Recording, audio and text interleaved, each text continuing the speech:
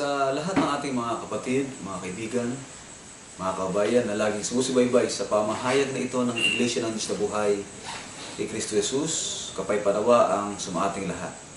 Sa bisa ng karapatang ipinagkatiwala ng Diyos sa kanyang munting pangasiwaan, sa pamumuno ng ating minamahal matandang kapatid, Danilo M. Santiago Sr., ang punong lingkod sa loob ng Iglesia ng Diyos na Buhay kay Kristo Jesus. Ako po si Brother Randy Santiago, inyong makakasama sa ilang sandali ng ating pagtalakay sa isang mahalagang diwa ng karunungan na kinakailangang maunawaan ng bawat isa sa atin. At ito po ay may ganitong pahayag at inyong pakinggan. Tungkol sa kautusan ng Diyos na pinagtibay sa lahat na nangabubuhay na Israelita sa araw na yaon, ang lahat ng mga bansang hintil ay hindi kasali ayon sa Biblia. May dalawang bahagi po ng kalagayan o uri ng mga tao ang may magkaibang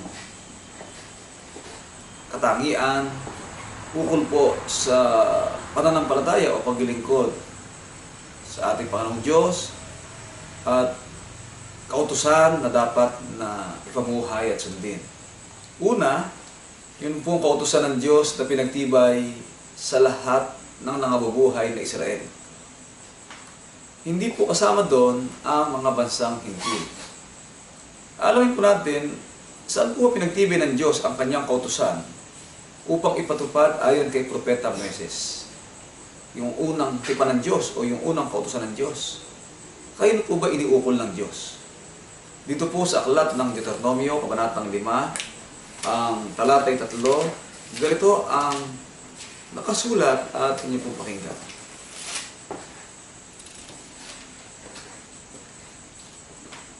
Hindi pinagtibay ng Panginoon ang tipang ito sa ating mga magulang, kundi sa atin.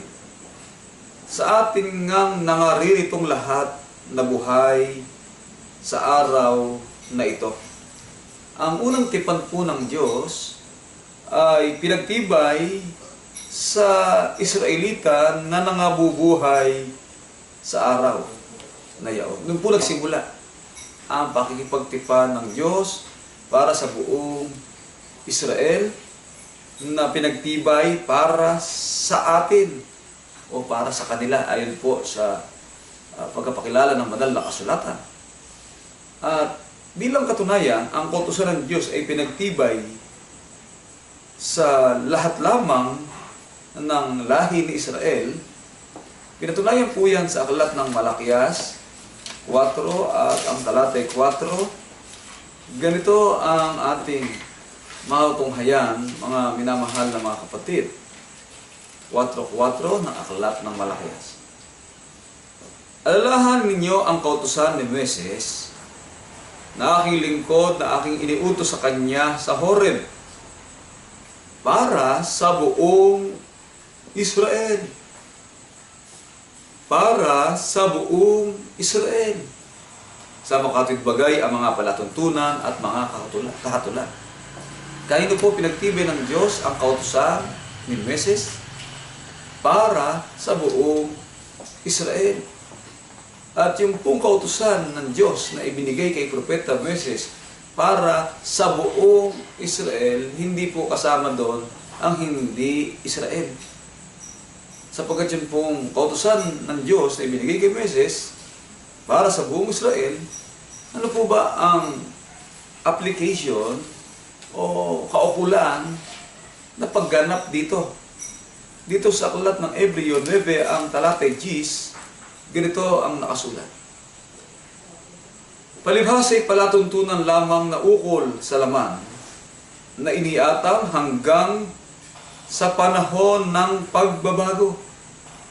Gaya ng mga pagkain at mga inumin at sari-saring paglilinis.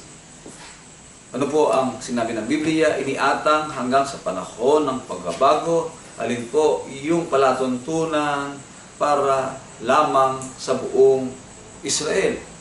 Na ayon po sa Biblia ay palatuntunan lamang na ukol sa laman o ukol sa buhay na ito.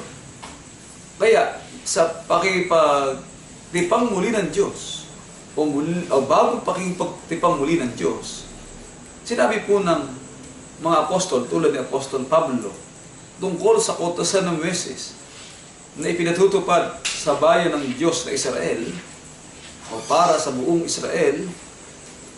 Ganito ang nakasulat sa 13, talatang 39, ating pong pakinggan ang pahayag ng Biblia.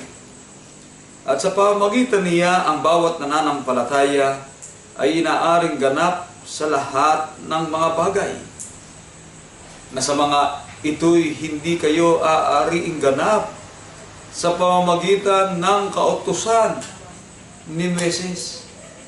Ang palatuntunan po ng Diyos para sa lumang tipan o dating tipan na palatuntunan lamang na ukol sa laman ay hindi aariing ganap ng Diyos. Bagang pinag-usapan po ay pananampalataya. Kaya nakatitiyak po tayo na ang pakipagtipan po ng Diyos sa tao ay nagkaroon ng panahon ng pagbabago.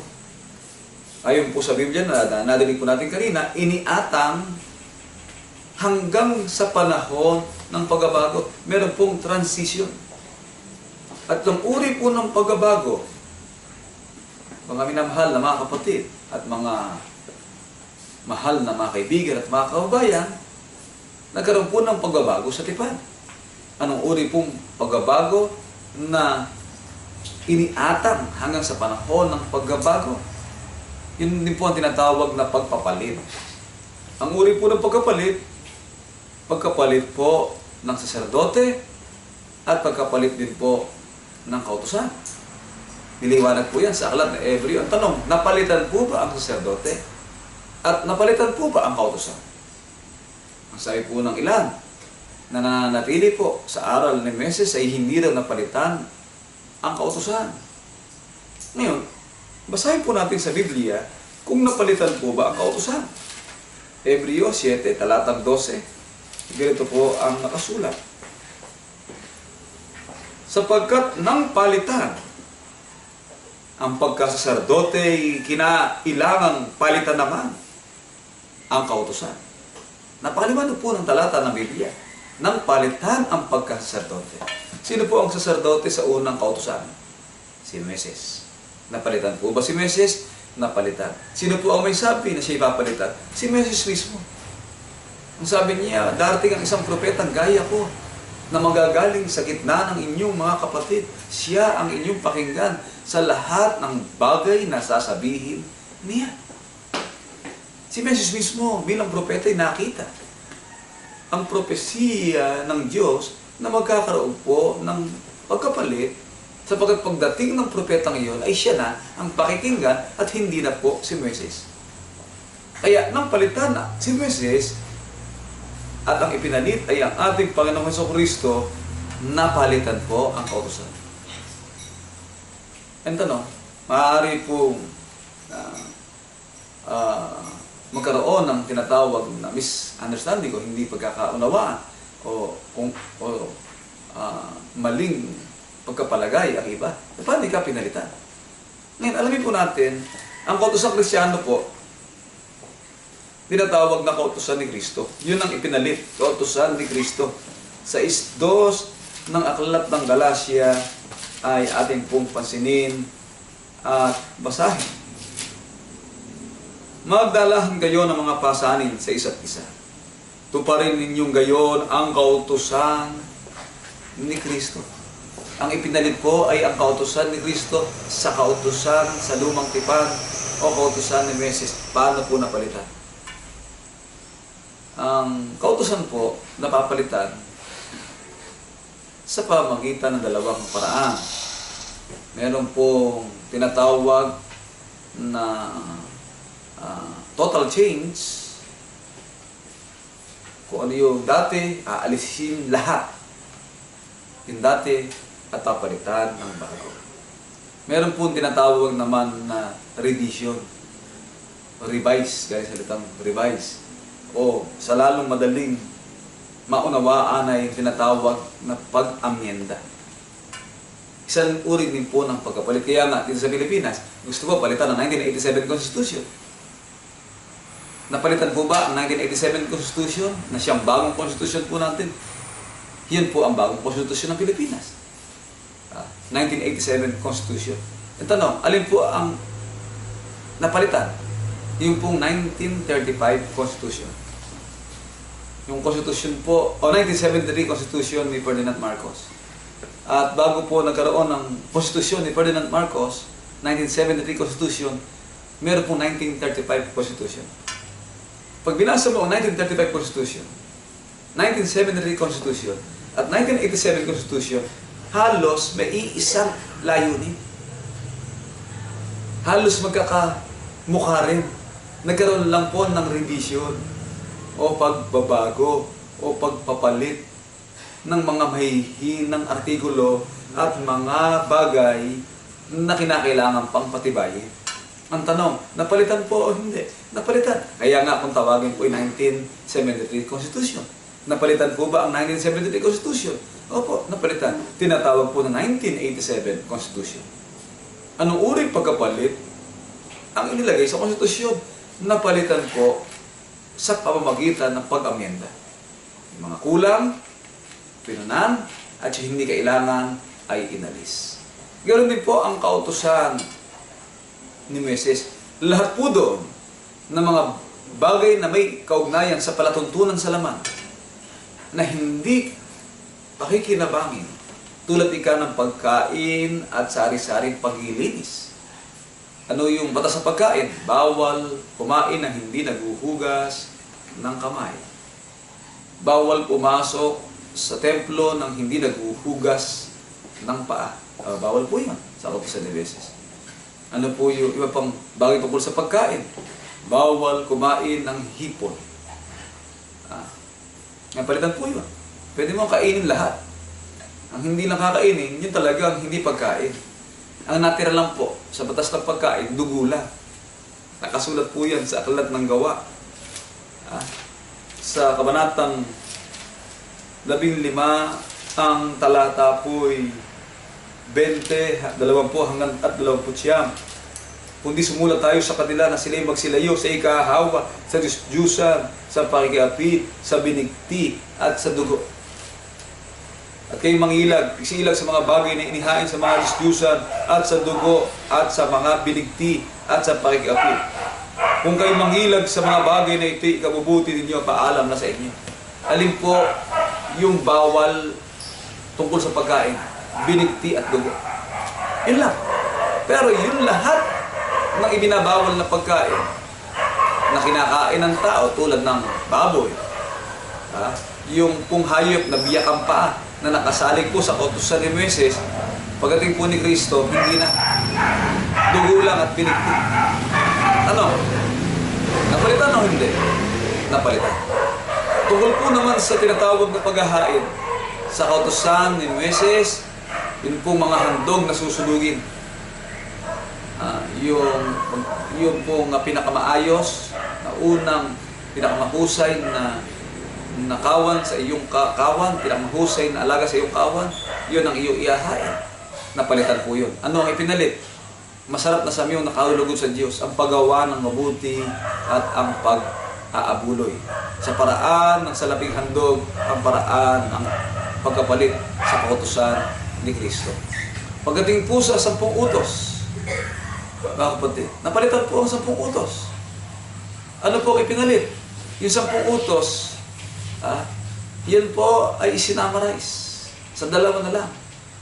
Doon nauuwi ang buong kautusan. Hindi na po 10, 2 na lang. Yung tinatawag na mother law. Kay Moises, ang mother law, 10 commandments. Kay Kristo, isinamarize ang mother law into 2 main laws. Ibigin mo ang Diyos ng buong puso mo, ng buong kaluluwa mo, at ng buong lakas mo. At ibigin mo ang iyong kapwa na gaya ng pag-ibig mo sa iyong sarili, na sa 2 kautusang ito'y nauuwi ang lahat. O doon po nauwi. O di nagkaroon ng pagbabago, hindi lamang po sa mother law, o yung tinatawag na kautusan na pangkalahatang sinusunod ng tao. Mga kapatid, yung tinatawag na ika-10 bahagi Ha? Sa ika-10 bahagi o ika-10, ang batas sa ika-10 ay yung 10% ng iyong aanihin, nalugi ka o hindi ka man malugi, basta 10% na yun, dadalhin mo sa kamalig, dadalhin mo sa bahay ng Diyos.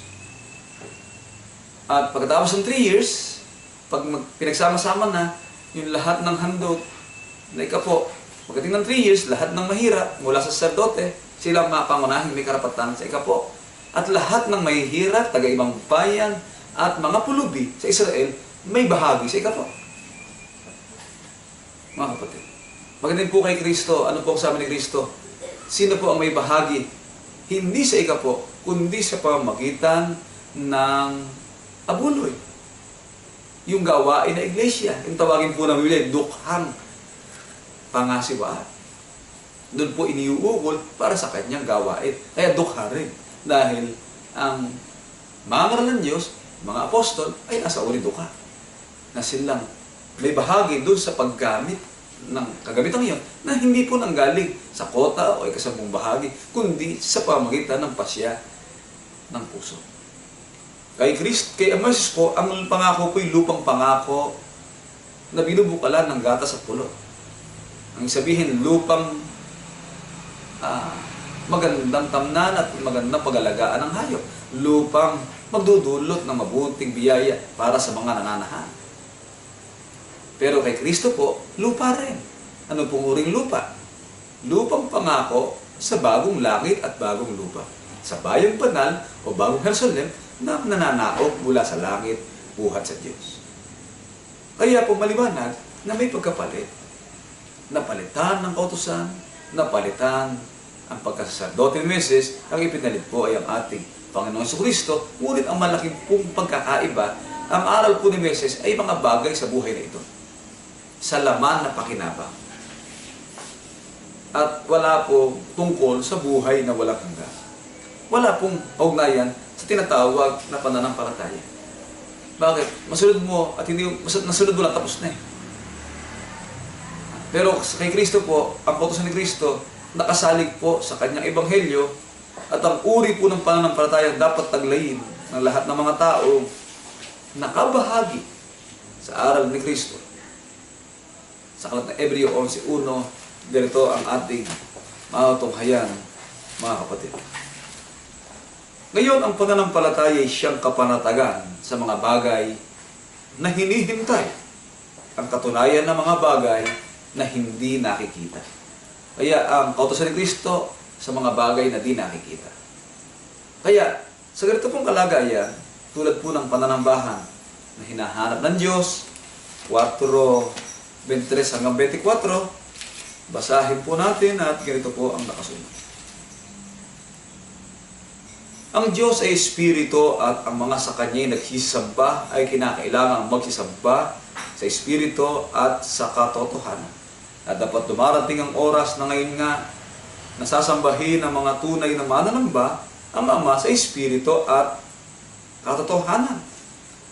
Sapagkat hinahanap ng Ama ang mga gayon na maging mananamba sa Kanya. Kaya ang pagsamba po sa Diyos, tagalay po yung pananampalataya sa pagiging tunay na mananamba sa Espiritu at katotohanan. Kaya kay Kristo, ang focus po ay sa mga bagay na di nakikita. Kay Moises, nakapokus sa mga bagay na nakikita. Economic gain, maayos na pananim, mahusay na bilhi, magandang tahanan, malaking lupain, mapayapang komunidad. Ang lahat po ay may kaugnayan sa buhay nito. At yun nga po dahilan, siyang ugat ng kaguluhan hanggang sa ngayon. Yung labanan ng lupain sa Israel. Yung tawag na Zionist movement sa Amerika at sa Israel na sinasabi po nila ito ang lupang ibinigay kay Moises. Dapat namin ito mapangalagaan, materan. Kaya merong Palestinian conflict sa pagitan ng West Bank. Nagtatayo po sila ng pader, ang Israeli government. Sapagkat sinasabi nila, yun ay lupang pangako ng Diyos.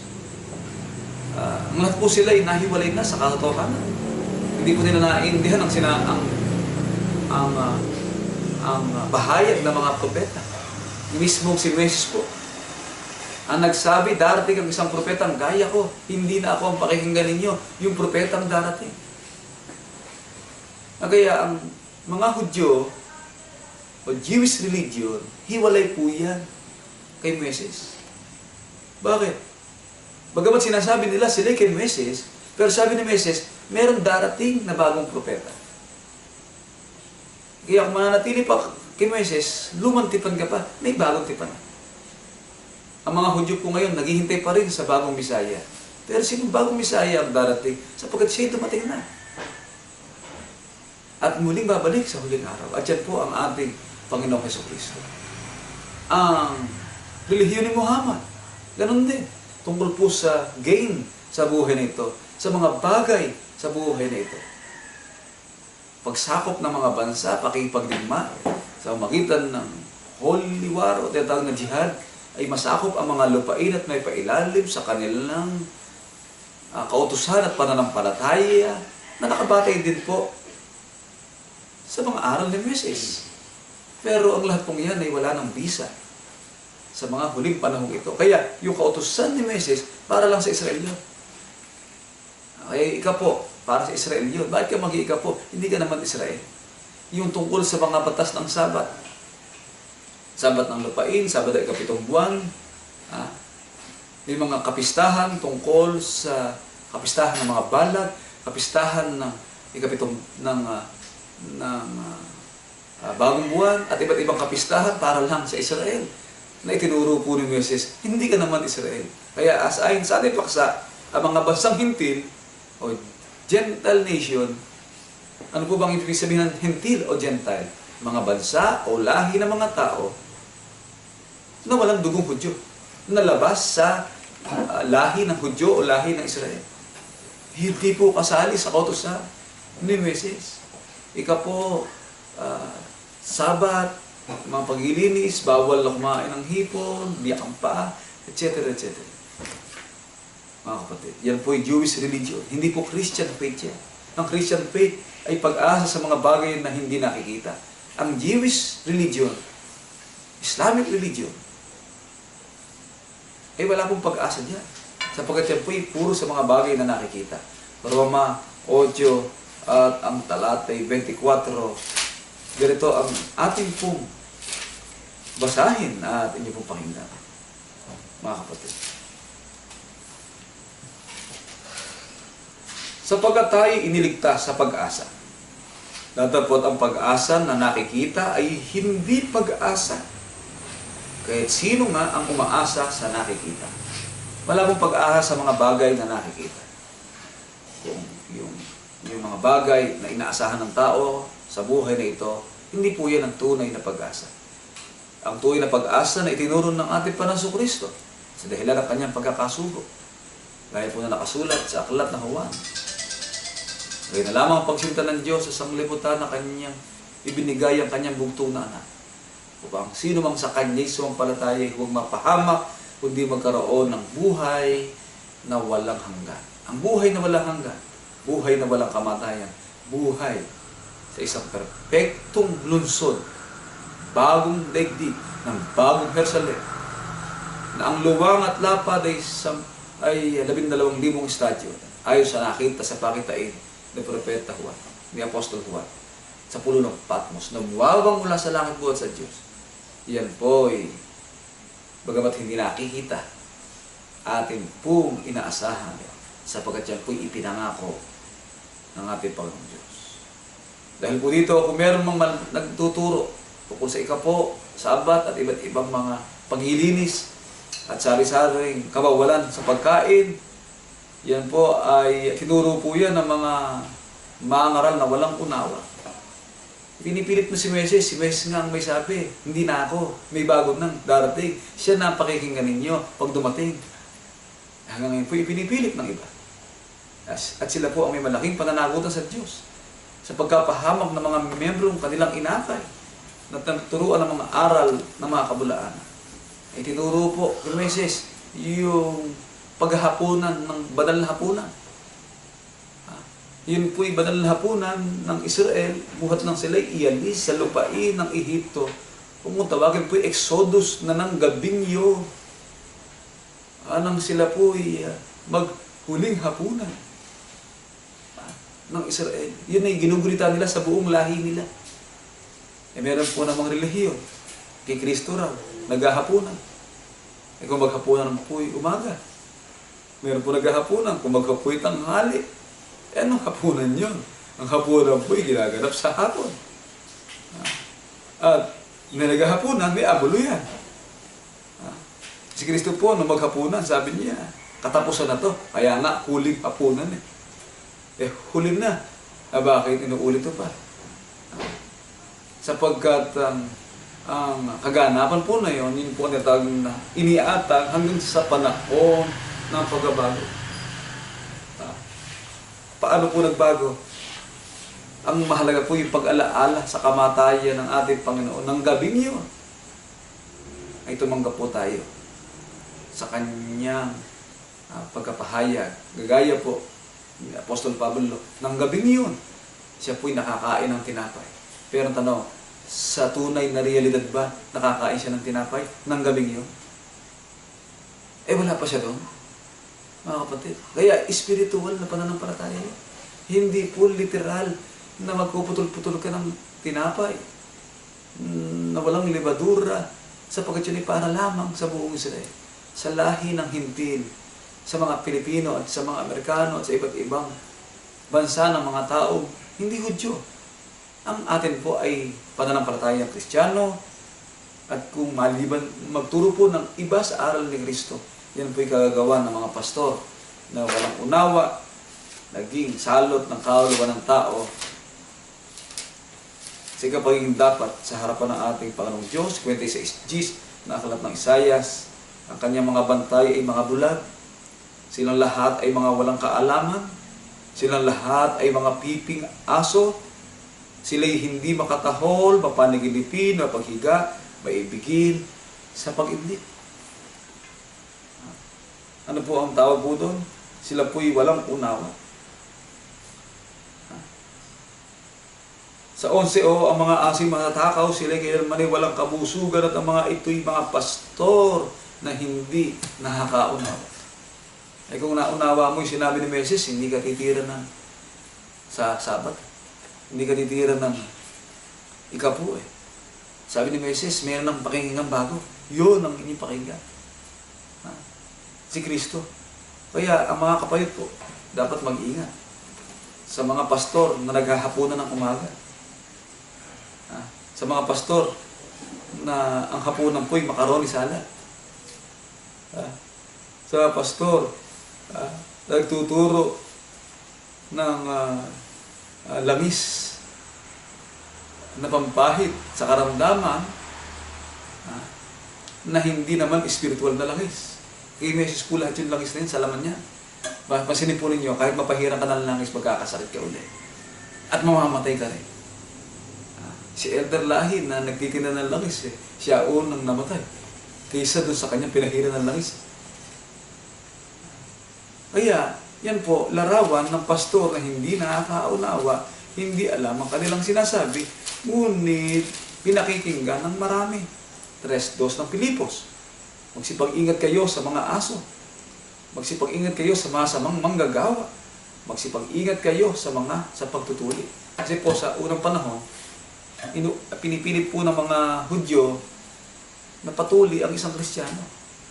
Ang sabi ng Diyos, kinakailangan ang tuli, ang puso, at ang uso. Tuli, hindi ka magkasalita ng masama sa kapwa. Ang puso mo, hindi ka magdadamdam o mag-iisip. Tuli ang puso, salita, isip at gawa. Mga kapatid. At hindi kinakailangan, nasundin mo ang tinatawag na kaugaliang Hudyo. Ay, ang batas na ng mga apostol, pinala ng mga apostol, huwag niyong batiin yung mga rebelding pastor. Huwag niyong batiin yung masamang tagapangarap. Huwag kayong mag-aksaya ng oras kasi ang sabi po ng Biblia dyan, ang kanila raw salita, kakalat na parang sakit na gangrena. Ikaw ay makabahagi yung sakit na yan. Hindi mo yung sakit ng Zika, virus, o kaya sakit ng AIDS, nahahawan tao, na isasalin. O yung sakit na SARS, nahingahan lang yung nakasakay sa aeroplano, pagbabalik sa aeroplano, meron na rin siyang sakit. Gaano po kaya yung sakit na maling aral na naihinga sa iyo ng masamang tagapangarap? Kaya ang sabi ng mga apostol, alang-alang sa kapakanan ng kaluluwa ng mga kapatid, mapanatag na po sa pananampalataya, huwag na pong magbigay daan pa sa masamang tagapangarap. Kung ang sa inyo dumating ang sino man, hindi dala ang aral na ito, huwag ninyong tanggapin sa inyong bahay, huwag ninyo siyang batiin, sapagkat ang muwabati sa kanya'y nararamay sa kanyang masamang gawa. Kung sabi huwag batiin, edi huwag. Sapagkat yun po'y makabubuti sa atin. Kung tayo po'y naniniwala at sumusunod sa payo ng mga mangaral, ng mga apostol, gawin niyo ito. At kung gawin niyo, ikabubuti rin niyo. Paalam na sa inyo.